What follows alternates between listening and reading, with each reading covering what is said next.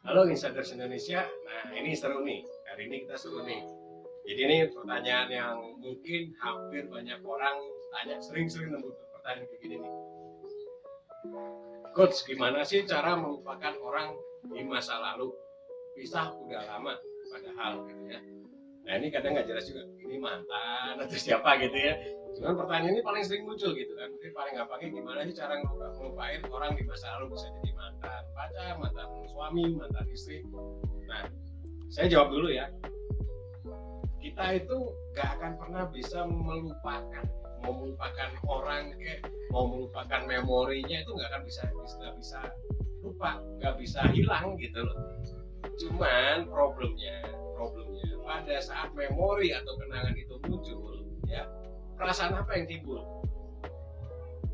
Paham nggak? Jadi misalnya kalau kita itu udah bisa lama sih, tapi kalau aku kebayang dia tuh masih sakit hati, masih pengen nangis, rasa gimana, masih sakit segala macam. Nah, itu karena belum move on. Move on itu cuma 3 tahap sebetulnya, ya. Move on itu 3 tahap. Tahap pertama adalah pada saat memori itu muncul, perasaan yang kita timbul yang tadi, yang sakit hati lah, yang masih benci lah, emosi, mau marah, lempar barang segala macam, sampai mungkin diam di kamar nangis-nangis, itu tahap pertama. Tahap move on yang kedua adalah pada saat memori itu muncul, kenangan itu muncul, kitanya fine-fine aja gitu ya. Ah udahlah, udah biasa aja, udah kemarin gitu kan. Ya udahlah, kita jalan aja. Itu tahap kedua. Feeling kita akan biasa aja gitu ya, kayak datar, ngeflat, kitanya ya slow aja lah. Itu udah di masa lalu.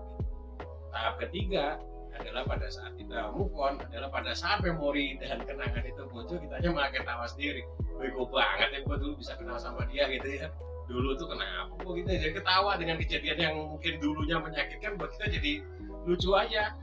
Iya ya, kayaknya kemarin gue ngalamin ini, biar gue sama yang baru bisa ngalamin sendiri. Atau misalnya ya karena kehidupan gue kayak dulu diterusin kayaknya juga gak baik, gak bagus gitu ya, gak baik, ternyata memang harus terjadi. Nah itu dari tahap ketiga gitu ya.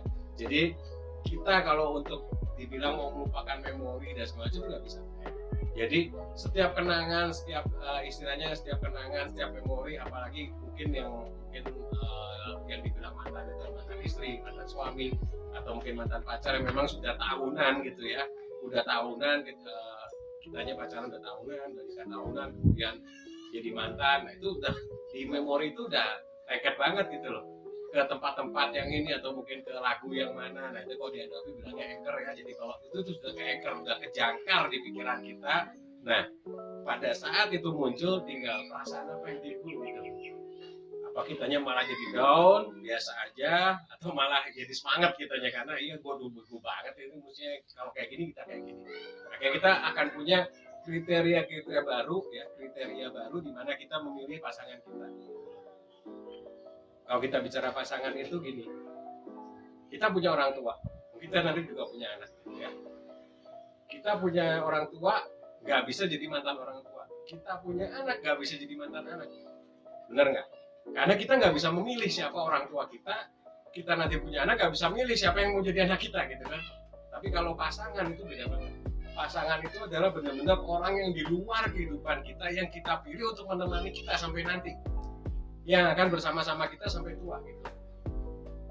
Jadi mungkin apa ya, kalau dibilang itu, dia bisa jadi mantan suami, bisa jadi mantan istri, bisa jadi mantan pacar, tapi itu orang yang kita pilih masuk ke kehidupan kita, yang akan menemani kita sampai nanti. Jadi kalau bisa kalian misalnya ingin cari pasangan dan sebagainya, itu cari yang sesuai kriteria kalian gitu loh. Jangan misalnya nanti gue senang nonton film superhero nih, dia nggak suka gitu kan, tapi kalian terusin aja karena berdasarkan cinta dan segala macam, atau ya padahal di luar value itu banyak yang nggak pas gitu loh. Banyak yang nggak pas value-nya, akhirnya apa, jadi nggak tenang gitu loh, mau pacaran juga ternyata dia kok gini kok gini. Dan kebanyakan manusia sekarang tuh beranggapan gini, pacaran terus nikah, nikah itu dianggap sebuah garis finish gitu. Jadi kita tuh pacaran, kita tuh masih jalan, garis finishnya adalah nikah. Itu keliru banget guys gitu loh.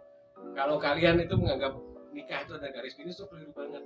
Karena nikah itu justru perjalanan itu baru dimulai, dimana kan nanti menempah itu baru bersama pasangan yang benar-benar orang yang di luar kehidupan kita, yang kita nggak kenal dari kecil gitu loh. Yang kita kenalnya juga mungkin kan pacaran 2 tahun terus nikah, itu beda banget. Kalian nanti akan lihat semua kebaikannya, kejelekannya. Itulah kenapa kalau kita nikah selalu dibilang bilang saya terima nikahnya dengan walau suka dan duka. Ingat ya, dalam suka dan duka, bukan cuma sukanya doang.